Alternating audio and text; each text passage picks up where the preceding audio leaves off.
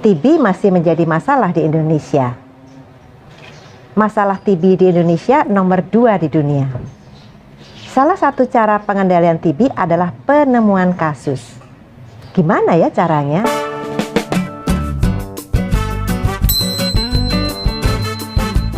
Assalamualaikum warahmatullahi wabarakatuh. Sobat sehat, bertemu kembali dengan saya Dr. Sufi. Video saya yang ke-180 ini akan membahas tentang penemuan kasus tuberkulosis.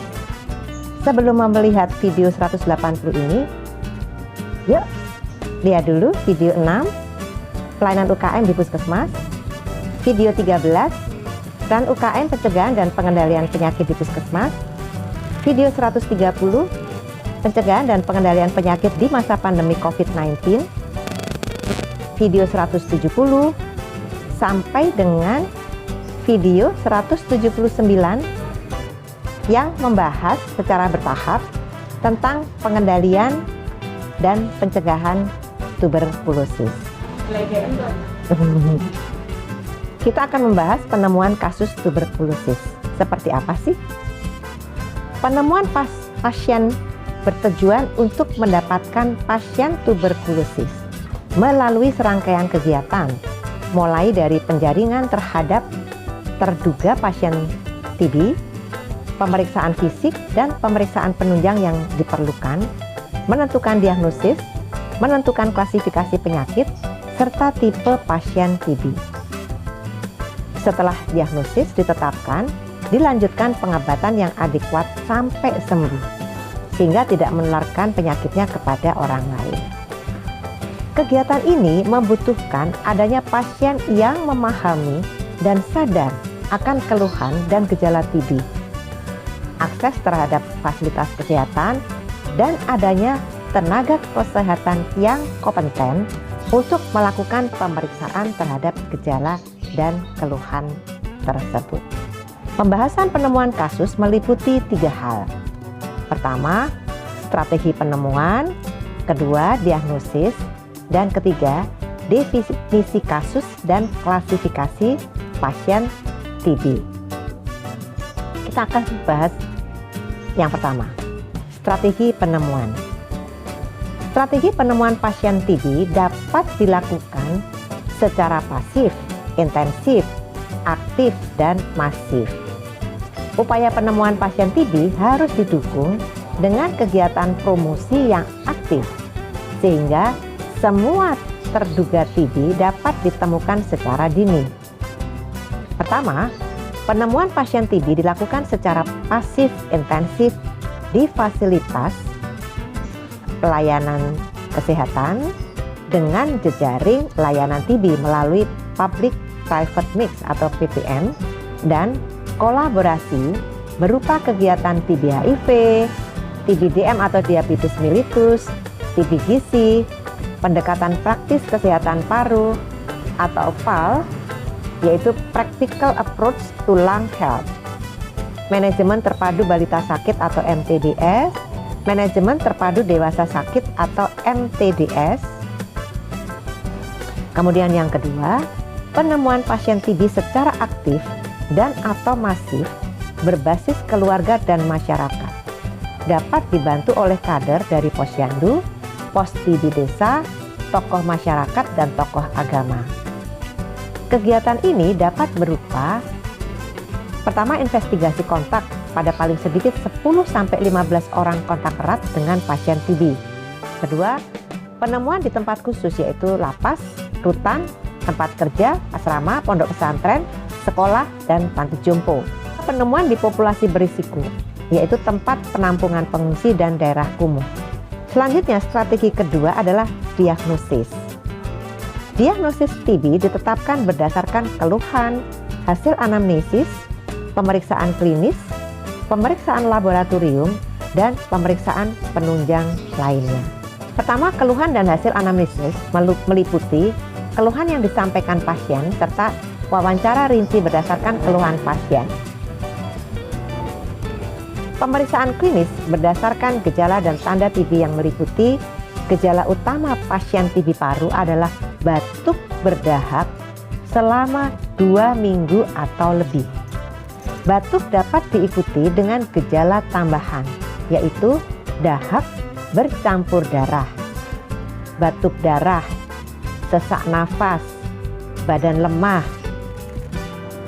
nafsu makan menurun, berat badan menurun, malaise, berkeringat malam hari tanpa kegiatan fisik, demam meriang lebih dari 1 bulan. Pada pasien dengan HIV positif, batuk seringkali bukan merupakan gejala TB yang khas, sehingga gejala batuk tidak harus selalu selama 2 minggu atau lebih. Gejala-gejala tersebut di atas dapat dijumpai pula pada penyakit paru selain TB, seperti bronkiektasis, bronkitis kronis, asma, kanker paru, dan lain-lain. Mengingat prevalensi TB di Indonesia saat ini masih tinggi, maka setiap orang yang datang ke Pasienkes dengan gejala tersebut di atas dianggap sebagai seorang terduga pasien TB dan perlu dilakukan pemeriksaan dahak secara mikroskopis langsung. Selanjutnya yang ketiga, selain gejala tersebut, perlu dipertimbangkan pemeriksaan pada orang dengan faktor risiko seperti kontak erat dengan pasien TB, tinggal di daerah padat penduduk, wilayah kumuh, daerah pengungsian, dan orang yang bekerja dengan bahan kimia yang berisiko menimbulkan paparan infeksi paru. Selanjutnya pemeriksaan laboratorium. Pertama, pemeriksaan bakteriologi, meliputi pemeriksaan dahak mikroskopis langsung. Pemeriksaan dahak selain berfungsi untuk menegakkan diagnosis, juga untuk menentukan potensi penularan dan menilai keberhasilan obat. Pemeriksaan dahak untuk penegakan diagnosis dilakukan dengan mengumpulkan 2 contoh uji dahak yang dikumpulkan berupa dahak sewaktu strep pagi atau SP. S atau sewaktu adalah dahak ditampung di Pasienkes. P atau pagi adalah dahak yang ditampung pada pagi segera setelah bangun tidur. Dapat dilakukan di rumah pasien atau di bangsal rawat inap bila mana pasien menjalani rawat inap. Berikutnya adalah pemeriksaan tes cepat molekuler atau TCM TB. Pemeriksaan tes cepat molekuler dengan metode ekspor MTB atau RIF TCM merupakan sarana untuk penegakan diagnosis, namun tidak dapat dimanfaatkan untuk evaluasi hasil pengobatan. Pemeriksaan biakan dapat dilakukan dengan media padat atau Lewontin-Jansen dan media cair atau Mycobacteria Growth Indicator Tube untuk identifikasi Mycobacterium tuberculosis atau MTB. Pemeriksaan tersebut di atas dilakukan di sarana laboratorium yang terpantau mutunya. Dalam menjamin hasil pemeriksaan laboratorium, diperlukan contoh uji dahak yang berkualitas. Pada fasilitas kesehatan yang tidak meliputi akses langsung terhadap pemeriksaan TCM, biak, dan uji kepekaan, diperlukan sistem transportasi contoh uji. Hal ini bertujuan untuk menjangkau pasien yang membutuhkan akses terhadap pemeriksaan tersebut serta mengurangi risiko penularan jika pasien bepergian langsung ke laboratorium. Selanjutnya, pemeriksaan penunjang lainnya meliputi pemeriksaan fototoraks, pemeriksaan histopatologi pada kasus yang dicurigai TB ekstra paru. Kemudian kita akan bahas pemeriksaan uji kepekaan obat. Uji kepekaan obat bertujuan untuk menentukan ada tidaknya resistensi Mycobacterium tuberculosis terhadap OAT. Uji kepekaan obat tersebut harus dilakukan di laboratorium yang telah lulus uji pemantapan mutu atau Quality Assurance atau QA dan mendapatkan sertifikat nasional maupun internasional. Berikut akan kita bahas pemeriksaan serologis. Sampai saat ini belum direkomendasikan. Berikutnya kita akan bahas alur ketiga dari diagnosis, yaitu alur diagnosis TB pada orang dewasa. Alur diagnosis TB pada orang dewasa dibagi sesuai dengan fasilitas yang tersedia. Pertama, vaskes yang memiliki akses pemeriksaan dengan alat tes cepat molekuler. Kedua, vaskes yang hanya mempunyai pemeriksaan mikroskopis dan tidak memiliki akses ke tes cepat molekuler. Kita lihat alur diagnosis tuberkulosis dan TB resisten obat di Indonesia yang berasal dari halaman 63 pada Permenkes 67 tahun 2016. Prinsip penegakan diagnosis TB antara lain, diagnosis TB paru pada orang dewasa harus ditegakkan terlebih dahulu dengan pemeriksaan bakteriologis. Pemeriksaan bakteriologis yang dimaksud adalah pemeriksaan mikroskopis, tes cepat molekuler TB, dan biakan. Pemeriksaan TCM digunakan untuk penegakan diagnosis TB, sedangkan pemantauan kemajuan pengobatan tetap dilakukan dengan pemeriksaan mikroskopis. Tidak dibenarkan mendiagnosis TB hanya berdasarkan pemeriksaan foto toraks saja. Foto toraks tidak selalu memberikan gambaran yang spesifik pada TB paru, sehingga dapat menyebabkan terjadi overdiagnosis. Tidak dibenarkan mendiagnosis TB dengan pemeriksaan serologis. Selanjutnya kita akan membahas vaskes yang mempunyai alat TCM. Vaskes yang mempunyai akses pemeriksaan TCM, penegakan diagnosis TB pada terduga TB dilakukan dengan pemeriksaan TCM.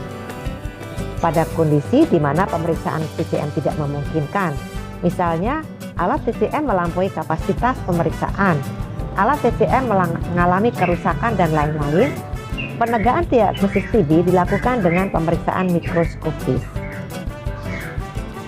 Jika terduga TB adalah kelompok terduga TB resisten obat atau RO dan terduga TB dengan HIV positif, harus tetap diupayakan untuk dilakukan penegakan diagnosis TB dengan TCM TB dengan cara melakukan rujukan ke layanan tes cepat molekuler terdekat, baik dengan cara rujukan pasien atau rujukan contoh uji. Jumlah contoh uji dahak yang diperlukan untuk pemeriksaan TCM sebanyak 2 kali dengan kualitas yang bagus. Satu contoh uji untuk diperiksa TCM, satu contoh uji untuk disimpan sementara dan akan diperiksa jika diperlukan. Misalnya pada hasil indeterminate, pada hasil RIF resistant, pada terduga TB yang bukan kriteria terduga TB RO, pada hasil RIF resistant. Untuk selanjutnya, dahak dikirim ke laboratorium LPA untuk pemeriksaan uji kepekaan lini 2 dengan metode cepat. Contoh uji non-dahak yang dapat diperiksa dengan MTB atau RIF terdiri atas cairan cerebrospinal atau cerebrospinal fluid atau CSF, jaringan biopsi, bilasan lambung atau gastric lavage, dan aspirasi cairan lambung atau gastric aspirate. Pasien dengan hasil MTB resistant rifampicin tetapi bukan berasal dari kriteria terduga TB RO harus dilakukan pemeriksaan TCM ulang. Jika terdapat perbedaan hasil, maka hasil pemeriksaan TCM yang terakhir yang akan menjadi acuan tindakan selanjutnya. Ini jika hasil TCM indeterminate, lakukan pemeriksaan TCM ulang. Jika hasil tetap sama, berikan pengobatan TB lini 1. Lakukan biakan dan uji kepekaan. Pengobatan standar TB MDR segera diberikan kepada semua pasien TB RR tanpa menunggu hasil pemeriksaan uji kepekaan OAT lini 1 dan lini 2 keluar. Jika hasil resistensi menunjukkan MDR, lanjutkan pengobatan TB MDR. Jika ada tambahan resistensi terhadap OAT lainnya, pengobatan harus disesuaikan dengan hasil uji kepekaan OAT. Pemeriksaan uji kepekaan menggunakan metode LPA atau Line Probe Assay lini 2 atau dengan metode konvensional. Pengobatan TB pre-XDR atau TB XDR menggunakan panduan standar TB pre-XDR atau TB XDR atau menggunakan panduan obat baru. Pasien dengan hasil CCM Mycobacterium TB negatif lakukan pemeriksaan fototoraks. Jika gambaran fototoraks mendukung TB dan atas pertimbangan dokter, pasien dapat didiagnosis sebagai pasien TB terkonfirmasi klinis. Jika gambaran fototoraks tidak mendukung TB, kemungkinan bukan TB. Dicari kemungkinan penyebab lain. Sobat sehat, untuk vaskes yang tidak mempunyai alat CCM TB, ada beberapa langkah. Vaskes yang tidak mempunyai alat TCM dan kesulitan mengakses TCM, penegaan diagnosis TB tetap menggunakan mikroskopik. Jumlah contoh uji dahak untuk pemeriksaan mikroskopik sebanyak 2 dengan kualitas yang bagus. Contoh uji dapat berasal dari dahak sewaktu atau sewaktu pagi. BTA positif adalah jika salah satu atau kedua contoh uji dahak menunjukkan hasil pemeriksaan BTA positif. Pasien yang menunjukkan hasil BTA positif pada pemeriksaan dahak pertama, pasien dapat segera ditegakkan sebagai pasien dengan BTA positif. BTA negatif adalah jika kedua contoh uji dahak menunjukkan hasil BTA negatif. Apabila pemeriksaan secara mikroskopik hasilnya negatif, maka penegaan diagnosis TB dapat dilakukan secara klinis menggunakan hasil pemeriksaan klinis dan penunjang. Setidak-tidaknya pemeriksaan fototoraks yang sesuai dan ditetapkan oleh dokter. Apabila pemeriksaan secara mikroskopis hasilnya negatif dan tidak memiliki akses rujukan ke radiologi, TCM, biakan, maka dilakukan pemberian terapi antibiotika spektrum luas atau non-OAT dan non-quinolone terlebih dahulu selama 1-2 minggu. Jika tidak ada perbaikan klinis setelah pemberian antibiotika, pasien perlu dikaji faktor risiko TB. Pasien dengan faktor risiko TB tinggi, maka pasien dapat didiagnosis sebagai TB klinis. Faktor risiko TB yang dimaksud antara lain, terbukti ada kontak dengan pasien TB, ada penyakit komorbid yaitu HIV dan DM, tinggal di wilayah berisiko TB, misalnya lapas, rutan, tempat penampungan pengungsi, daerah kumuh dan lain-lain. Diagnosis TB ekstra paru. Gejala dan keluhan tergantung pada organ yang terkena. Misalnya kaku kudu pada meningitis TB, nyeri dada pada TB pleura atau pleuritis, pembesaran kelenjar limfe superficialis pada limfadenitis TB, serta deformitas tulang belakang atau gibus pada spondilitis TB dan lain sebagainya. Diagnosis pasti pada pasien TB ekstra paru ditegakkan dengan pemeriksaan klinis, bakteriologis, dan atau histopatologis dari contoh uji yang diambil dari organ tubuh yang terkena. Selanjutnya, pemeriksaan mikroskopik dahak wajib dilakukan untuk memastikan kemungkinan TB paru. Pemeriksaan TCM pada beberapa kasus curiga TB ekstra paru dilakukan dengan contoh uji cairan cerebrospinal atau cerebrospinal fluid atau CSF pada kecurigaan TB meningitis. Contoh uji kelenjar getah bening melalui pemeriksaan biopsi aspirasi jarum halus atau bajah, fine needle aspirate biopsi atau FNAB pada pasien dengan kecurigaan TB kelenjar, dan contoh uji jaringan pada pasien dengan kecurigaan TB jaringan lainnya. Diagnosis TB resisten obat. Seperti juga pada diagnosis TB, maka diagnosis TB resisten obat atau TBRO juga diawali dengan penemuan pasien terduga TBRO. Pertama, terduga TBRO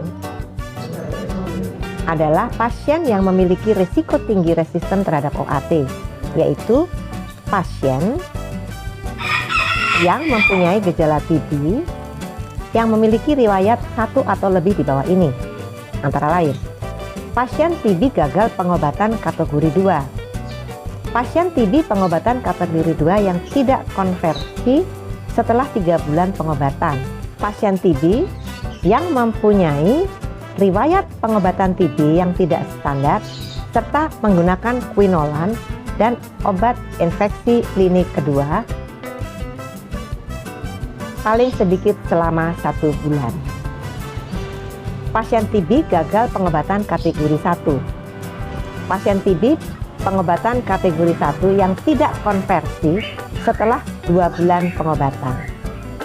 Pasien TB kasus kambuh atau relapse dengan pengobatan OAT kategori 1 dan kategori 2. Pasien TB yang kembali setelah loss of follow up atau lalai berobat atau default.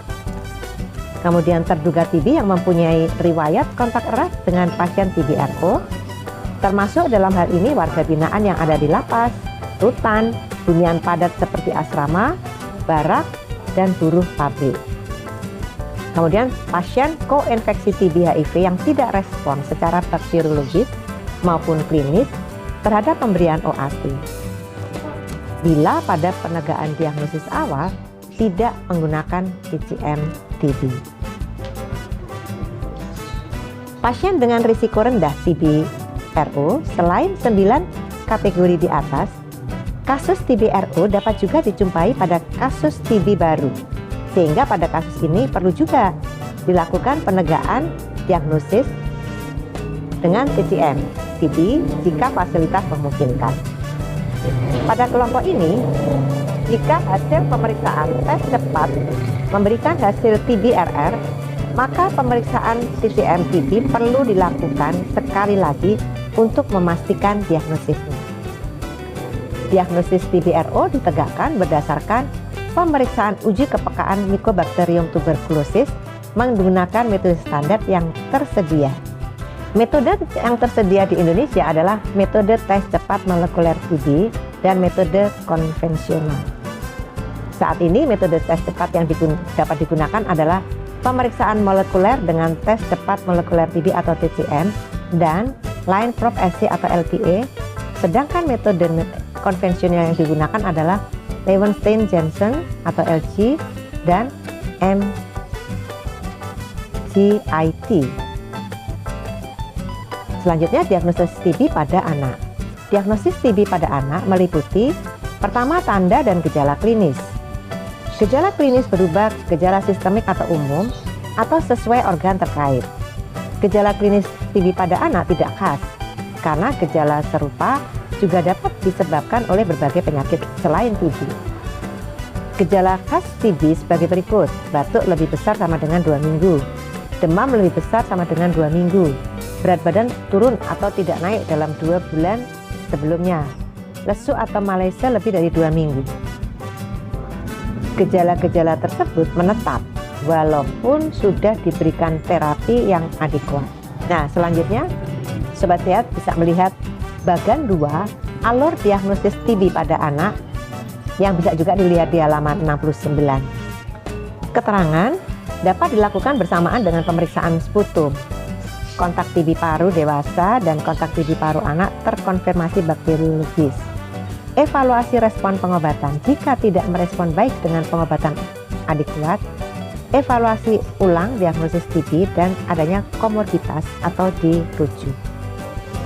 Selanjutnya, Sobat Sehat bisa melihat tabel 2, sistem scoring TB pada anak dengan beberapa parameter. Ada parameter kontak TB, ada parameter uji tuberkulin atau mantu tes, parameter berat badan dan keadaan gizi, parameter demam tidak diketahui penyebabnya, batuk kronik, pembesaran kelenjar limfekoli, aksila inguinal, kemudian pembengkakan tulang atau sendi panggul, lutut dan falang, dan terakhir adalah foto toraks. Penjelasannya adalah sebagai berikut. Pertama, pemeriksaan bakteriologis yaitu mikroskopis atau tes cepat TB tetap merupakan pemeriksaan utama untuk konfirmasi diagnosis TB pada anak. Berbagai upaya dapat dilakukan untuk memperoleh contoh uji dahak, diantaranya induksi sputum. Pemeriksaan mikroskopik dilakukan 2 kali dan dinyatakan positif jika salah satu contoh uji diperiksa memberikan hasil positif.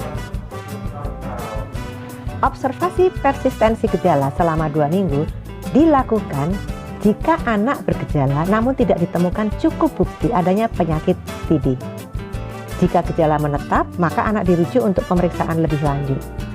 Pada kondisi tertentu di mana rujukan tidak memungkinkan, dapat dilakukan penilaian klinis untuk menentukan diagnosis TB anak. Selanjutnya, berkontak dengan pasien TB paru dewasa adalah kontak serumah ataupun kontak erat, misalnya di sekolah, pengasuh, tempat bermain, dan sebagainya. Pada anak yang akan evaluasi bulan kedua tidak menunjukkan perbaikan klinis, sebaiknya diperiksa lebih lanjut. Adanya kemungkinan faktor penyebab lain, misalnya kesalahan diagnosis, adanya penyakit penyerta, gizi buruk, TB resisten obat, maupun masalah dengan kepatuhan berobat dari pasien. Apabila fasilitas tidak memungkinkan, pasien dirujuk ke rumah sakit. Yang dimaksud dengan perbaikan klinis adalah perbaikan gejala awal yang ditemukan pada saat diagnosis. Diagnosis TB pada pasien dengan komorbid. Setiap pasien dengan HIV positif atau ODA dan penyandang diabetes mellitus atau DM pada prinsipnya harus dievaluasi untuk TB meskipun belum ada gejala. Penegakan diagnosis TB pada ODA maupun DM sama dengan diagnosis TB tanpa komorbid.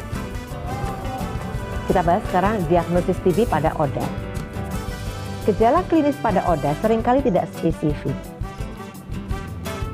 Gejala klinis yang sering ditemukan adalah demam dan penurunan berat badan yang signifikan, sekitar 10% atau lebih, dan gejala ekstra paru sesuai organ yang terkena, misalnya TB pleura, TB perikardius, TB miliar, TB meningitis. Pada prinsipnya, untuk mempercepat penegakan diagnosis TB pada pasien dengan HIV positif, maka diutamakan menggunakan pemeriksaan TCM-TB seperti pada alur bagan 2 di atas. Diagnosis HIV pada pasien TB. Salah satu tujuan dari kolaborasi TB HIV adalah menurunkan beban HIV pada pasien TB. Untuk mencapai tujuan tersebut, perlu dilaksanakan kegiatan-kegiatan yang dapat menjadi pintu masuk bagi pasien TB menuju akses pencegahan dan pelayanan HIV. Sehingga dengan demikian, pasien tersebut mendapatkan pelayanan yang komprehensif. Tes dan konseling HIV pada pasien TB dapat dilakukan melalui 2 pendekatan, yaitu Provider Initiated HIV Testing and Counseling atau PITC, tes HIV atas inisiasi petugas kesehatan dan konseling atau TIPK, dan Voluntary Counseling and Testing atau VCT atau KT-HIV sukarela atau KTS. Merujuk pada Permenkes nomor 21 tahun 2013 tentang penanggulangan HIV dan AIDS. Semua pasien TB dianjurkan untuk tes HIV melalui pendekatan TIPK sebagai bagian dari standar pelayanan oleh petugas TB atau dirujuk ke layanan HIV. Tujuan utama TIPK adalah agar petugas kesehatan dapat membuat keputusan klinis dan atau menentukan pelayanan medis secara khusus yang tidak mungkin dilaksanakan tanpa mengetahui status HIV seseorang seperti dalam pemberian terapi ARV. Selanjutnya kita akan membahas definisi kasus dan klasifikasi pasien TB. Pasien dibedakan berdasarkan klasifikasi penyakitnya yang bertujuan untuk pertama, pencatatan dan pelaporan pasien yang tepat. 2. Penetapan paduan pengobatan yang tepat. 3.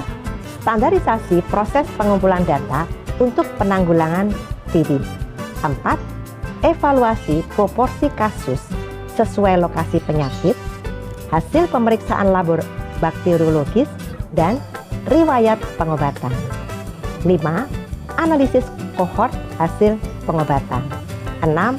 Pemantauan kemajuan dan evaluasi efektivitas program TB secara tepat, baik dalam maupun antar kabupaten kota, provinsi, nasional, dan global. Definisi kasus TB. Definisi kasus TB terdiri dari dua, yaitu A. Pasien TB yang terkonfirmasi bakteriologis adalah pasien TB yang terbukti positif pada hasil pemeriksaan contoh uji biologisnya, baik sputum dan jaringan, melalui pemeriksaan TCM-TB atau biakan. Termasuk dalam kelompok pasien ini adalah 1. Pasien TB paru BTA positif, 2. Pasien TB paru hasil biakan Mycobacterium TB positif, 3. Pasien TB paru hasil tes cepat Mycobacterium TB positif, 4. Pasien TB ekstra paru terkonfirmasi secara bakteriologis, baik dengan BTA, biakan, maupun tes cepat dari contoh uji jaringan yang terkena. 5. TB anak yang terdiagnosis dengan pemeriksaan bakteriologis. Semua pasien yang memenuhi definisi tersebut di atas harus dicatat. Berikutnya, pasien TB terdiagnosis secara klinis adalah pasien yang tidak memenuhi kriteria terdiagnosis secara bakteriologis, tetapi terdiagnosis sebagai pasien TB aktif oleh dokter dan diputuskan untuk diberikan pengobatan TB. Termasuk dalam kelompok pasien ini adalah 1. Pasien TB paru BTA negatif dengan hasil pemeriksaan fototorak mendukung TB. 2. Pasien TB paru BTA negatif dengan tidak ada perbaikan klinis setelah diberikan antibiotika non-OAT dan mempunyai faktor risiko TB. 3. Pasien TB ekstra paru yang terdiagnosis secara klinis maupun laboratorius dan histopatologis tanpa konfirmasi bakteriologis. 4. TB anak yang terdiagnosis dengan sistem scoring. Pasien TB yang terdiagnosis secara klinis dan kemudian terkonfirmasi bakteriologis positif, baik sebelum maupun setelah memulai pengobatan, harus diklasifikasi ulang sebagai pasien TB terkonfirmasi bakteriologis. Selanjutnya kita akan membahas klasifikasi pasien TB. Selain dari pengelompokan pasien sesuai definisi tersebut di atas, pasien juga diklasifikasi menurut A. Klasifikasi berdasarkan lokasi anatomi dari penyakit. 1. Tuberkulosis paru adalah TB yang berlokasi pada parenkim atau jaringan paru. Miliar TB dianggap sebagai TB paru karena adanya lesi pada jaringan paru. Pasien yang menderita TB paru dan sekaligus juga menderita TB ekstra paru diklasifikasikan sebagai pasien TB paru. Klasifikasi yang kedua adalah tuberkulosis ekstra paru. Adalah TB yang terjadi pada organ selain paru, misalnya pleura, kelenjar limfe, abdomen, saluran kencing, kulit, sendi, selaput otak, dan tulang. Limfadenitis TB di rongga dada atau hilus dan atau mediastinum atau efisi pleura tanpa terdapat gambaran radiologis yang mendukung TB pada paru dinyatakan sebagai TB ekstra paru. Diagnosis TB ekstra paru dapat ditetapkan berdasarkan hasil pemeriksaan bakteriologis atau klinik. Diagnosis TB ekstra paru harus diupayakan secara bakteriologis dengan ditemukannya Mycobacterium tuberculosis. Bila proses TB terdapat di beberapa organ, penyebutan disesuaikan dengan organ yang terkena proses TB terberat. Selanjutnya, klasifikasi berdasar riwayat pengobatan sebelumnya. Pertama, pasien baru TB adalah pasien yang belum pernah mendapatkan pengobatan TB sebelumnya atau sudah pernah menelan OAT namun kurang dari 1 bulan atau lebih kecil dari 28 dosis. Pasien yang pernah diobati TB adalah pasien yang sebelumnya pernah menelan OAT selama 1 bulan atau lebih besar dari 28 dosis.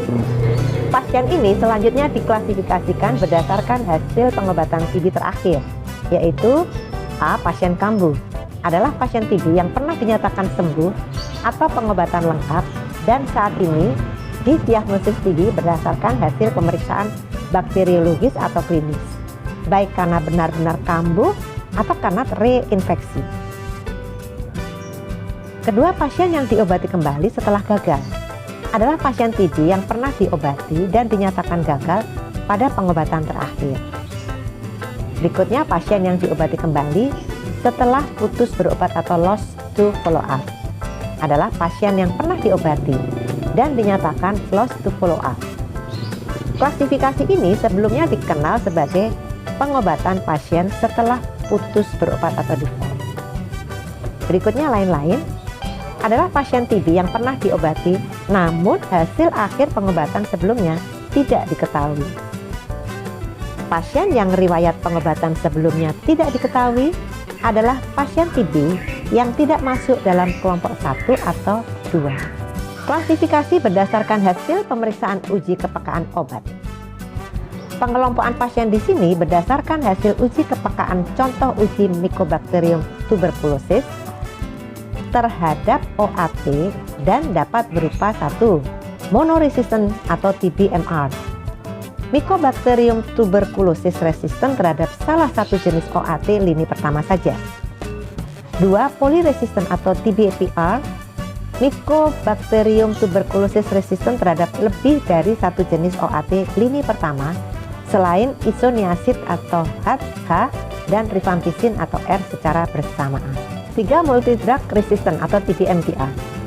Mycobacterium tuberculosis resisten terhadap isoniazid atau H dan rifampicin atau R secara bersamaan dengan atau tanpa diikuti resisten OAT lain pertama lain. Extensive drug resistant atau TB-XDR adalah TB-MDR yang sekaligus juga Mycobacterium tuberculosis resistant terhadap salah satu OAT golongan fluoroquinolone dan minimal salah satu dari OAT lini kedua jenis suntikan, yaitu kanamisin, capreomycin, dan amikacin. Selanjutnya resisten rifampicin atau TBRR. Mycobacterium tuberculosis resisten terhadap rifampicin dengan atau tanpa resisten terhadap obat lain yang terdeteksi menggunakan metode genotip atau tes cepat molekuler atau metode fenotip atau konvensional. Klasifikasi pasien TB berdasarkan status HIV terdiri dari 1. Pasien TB dengan HIV positif. Pasien koinfeksi TB HIV adalah pasien TB dengan hasil tes HIV positif sebelumnya atau sedang mendapatkan ART atau hasil tes HIV positif pada saat diagnosis TB. Pasien TB dengan HIV negatif adalah pasien TB dengan hasil tes HIV negatif sebelumnya atau hasil tes HIV negatif pada saat diagnosis TB. Catatan, apabila pada pemeriksaan selanjutnya ternyata hasil tes HIV menjadi positif, pasien harus disesuaikan kembali klasifikasinya sebagai pasien TB dengan HIV positif. Pasien TB dengan status HIV tidak diketahui adalah pasien TB tanpa ada bukti pendukung hasil tes HIV saat diagnosis TB ditetapkan. Catatan, apabila pada pemeriksaan selanjutnya dapat diperoleh hasil tes HIV pasien harus disesuaikan kembali klasifikasinya berdasarkan hasil tes HIV terakhir. Demikianlah Sobat Sehat, di video 180 ini kita telah membahas penemuan kasus tuberkulosis. Sobat Sehat bisa melihat secara lebih rinci dalam lampiran Permenkes RI nomor 67 tahun 2016 tentang penanggulangan tuberkulosis. Kita akan bertemu di video 181 untuk membahas tentang penanganan kasus tuberkulosis. Sampai di sini dulu ya. Saya tetap mengundang masukan dari Sobat Sehat. Silakan sampaikan di kolom komentar. Semoga selalu sehat. Wassalamualaikum warahmatullahi wabarakatuh.